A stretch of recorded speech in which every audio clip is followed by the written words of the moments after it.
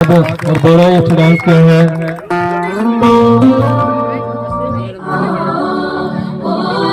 और ये एक इसके बाद फिर जो भी हमारा प्रोग्राम होगा वो आगे कंटिन्यू करेंगे। कुछ बच्चों का स्कूल में प्रोग्राम है इसलिए जल्दी जल्दी करवा रहे हैं, इन्हें स्कूल में प्रोग्राम करना है जाके।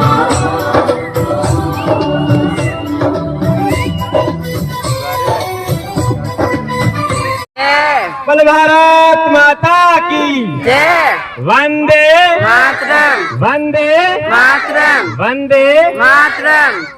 आज के इस 17वें स्वतंत्रता दिवस के उपलक्ष्य में उपस्थित आप सभी अतिथिगणों का, सभी साधकों का, सभी हमारे शिक्षक भाई बंधुओं का, सभी संगठन के पदाधिकारी और जितने भी हमारे साथी आज इस राष्ट्रीय पर्व को मनाने के लिए ग्रीन बेल्ट पार्क में उपस्थित हुए हैं, उन सभी का एक बार जोरदार करतल ध्वनि से बहुत बहुत अभिनंदन, बहुत बहुत स्वागत।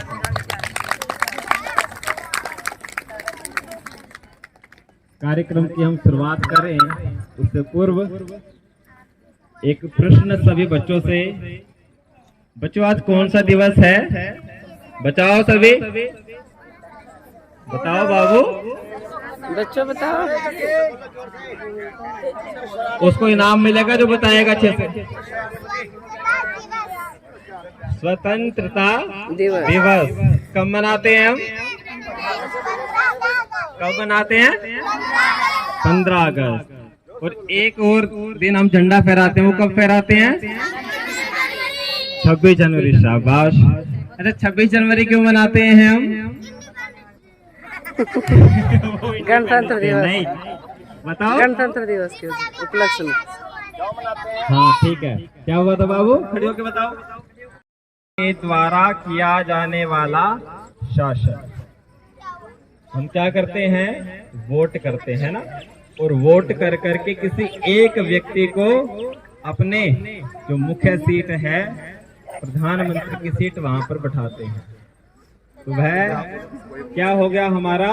लोकतंत्र। अब गणतंत्र का क्या अर्थ है बताओ कोई भी?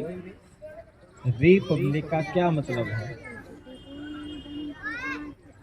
बताओ बहन, बताओ तो बताओ। गलत सही जैसा भी है बताओ बाबू।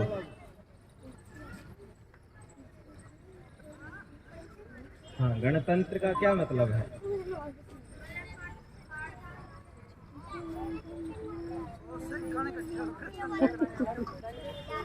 बोलो बोलो बोलो। बहुत अच्छा।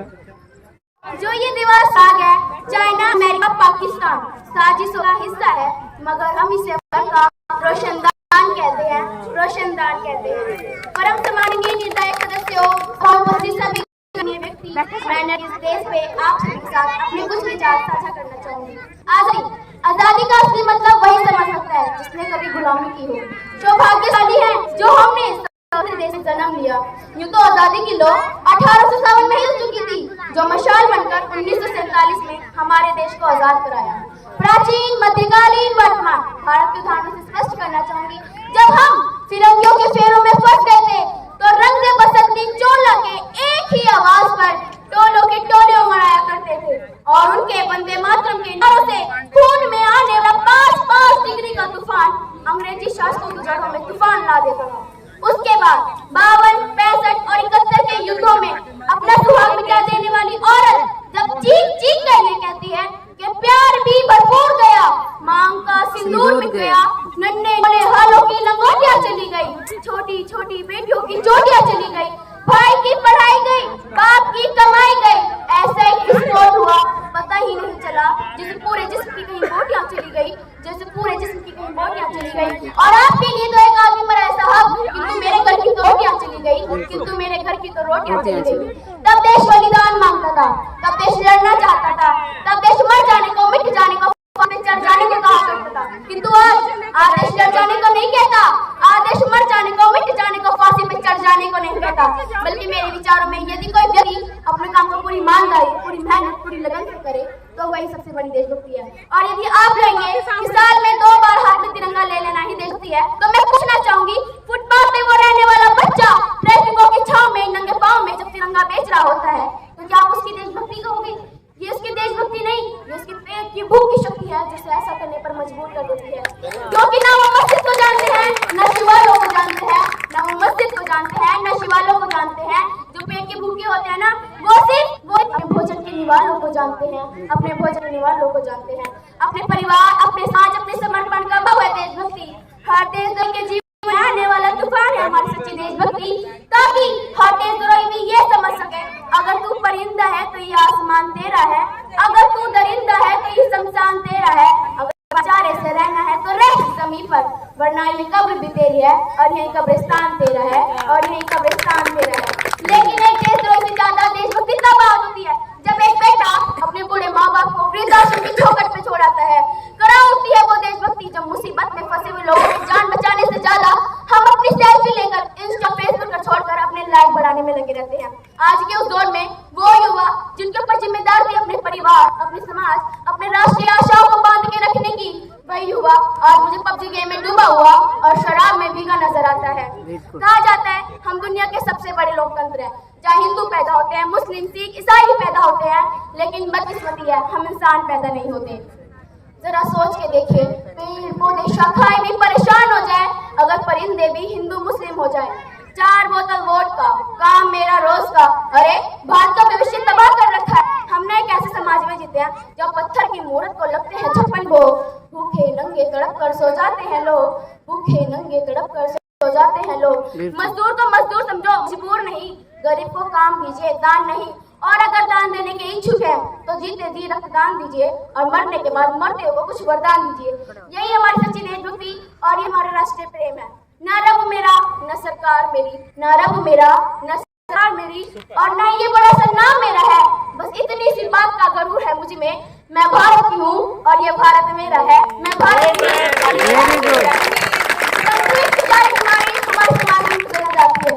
कहा जाता है हम दुनिया के सबसे बड़े लोकतंत्र हैं, जहाँ हिंदू पैदा होते हैं, मुस्लिम, सिख, ईसाई पैदा होते हैं, लेकिन बदकिस्मती है हम इंसान पैदा नहीं होते। और मैं सल्यूट करना चाहूंगी जो सरहद पर हमारी दिन रात सुरक्षा करने के लिए खड़े रहते हैं। इस देश की पुलिस प्रशासन, देश के हर उस व्यक्ति को जो अपने काम को पूरी ईमानदारी, पूरी मेहनत, पूरी लगन से करते हैं, जिनके बिना राष्ट्र निर्माण की कल्पना करना भी असंभव से लगता है। और आज मैं इस मंच पर खड़ी होकर पूरी जिम्मेदारी के साथ मैं भारत की बेटी ये कह सकती हूँ कि हमारा राष्ट्र निर्माण तब संभव होगा जब हम सब मिलकर प्रयास करेंगे, क्योंकि हमारे देश की जिम्मेदारी नहीं है मैं आगे ले जाने की, हमारी जिम्मेदारी हमारे देश को आगे ले जाने की, हमारे राष्ट्र को आगे ले जाने की, हमारे वतन को आगे ले जाने की। अंत में बस यह कहना चाहूंगी, मेरा हिंदुस्तान महान था, महान है, महान रहेगा। मेरा हिंदुस्तान महान था, महान है, महान रहेगा। होगा हौसला सबके दिलों में बुलंद, तो एक दिन पाकिस्तान भी जय हिंद कहेगा, और पाकिस्तानी नहीं सारा जहां जय हिंद कहेगा। जय हिंद, जय भारत। जय हिंद, जय Bharat. Very good, God bless you.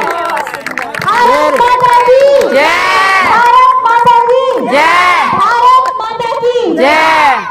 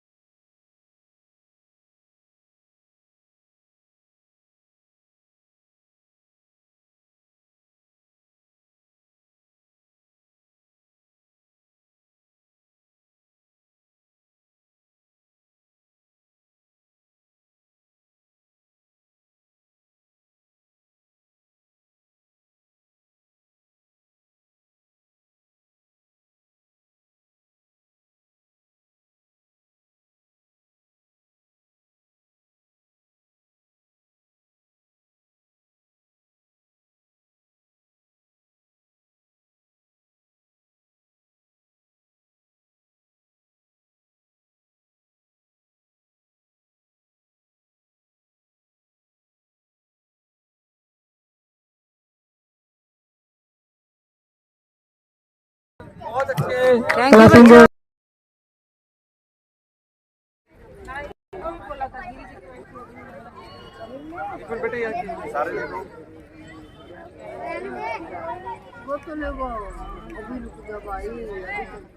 आप मेजबान हो महिला पतंजलि वाले आज, और यहाँ भारत विकास परिषद मेहमान के रूप में आए हुए हैं, और साधना गोपी जी और बिंदु जी उनका सम्मान तालियों के साथ उनका स्वागत करें।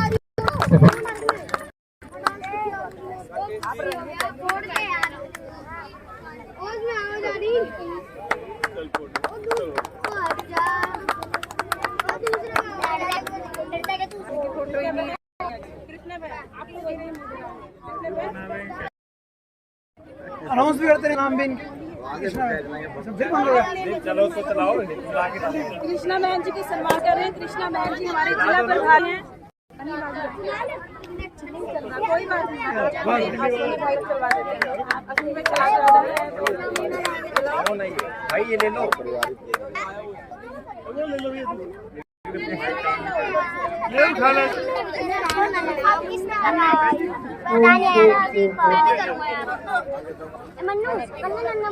रानी अपना बंद हो गया।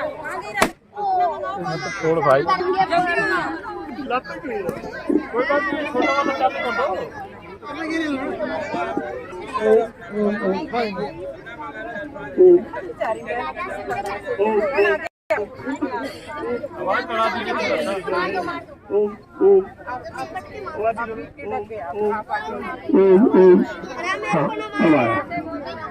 अभी बहन सुधा जी का स्वागत किया गया, बहन साधु जी द्वारा, और बहन कृष्णा सरन जी का स्वागत हो रहा है। धन्यवाद। और बीच में बहन तुलसीदा का भी स्वागत किया गया। बीच में मैं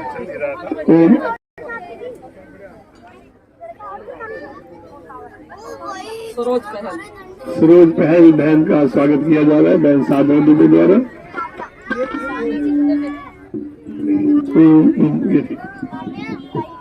चलो आगे चलो, आगे हो गया। मैं तो वीडियो बना रही हूँ। साधु जी सुमन लेखी जी का स्वागत करेंगे। आप फोटो वीडियो बना रही हूँ। सुमन लेखी जी का स्वागत किया जा रहा है। ये बहुत अच्छी क्लास है, बहुत अच्छा आयोजन है। मैं इनको साधुवाद देता हूँ। मैं सुधा शर्मा यहाँ पहुंचे, निगम से उनका भी तय दिल से स्वागत है। मैं दिलीप सिन्हा साहब राज्य प्रभारी यहाँ पहुंचे, उनका बहुत बहुत स्वागत है। मैं साधु में राकेश जी भी यहाँ पर क्लास चलते हैं, उन्होंने बहुत अच्छा आयोजन किया है। एमडीसी मनी बाजार की टीम सभी एप्रिसिएशन की हकदार है।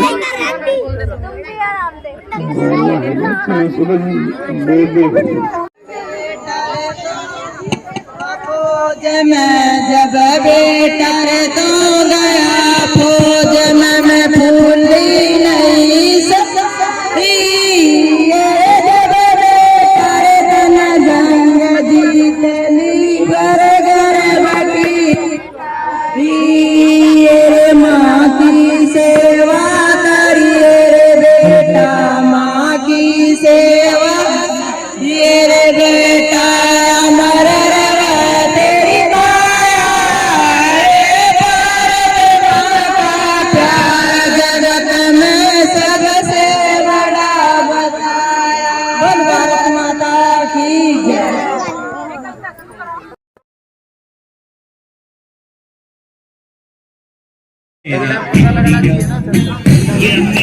सबको धर्मपाल जी, नरेंद्र राय जी, चंचल जी जो धर्म जागरण के हैं, हमारे चंचल जोशी जी, और हमारे जनरल सेक्रेटरी भारत विकास परिषद के मुराद शुक्ला जी, अरविंद दुबे जी। मैं तो खैर सम्मानित नहीं होता। एक फोटोग्राफर और एक माइक वाले को भी सम्मानित नहीं हुआ करते हैं।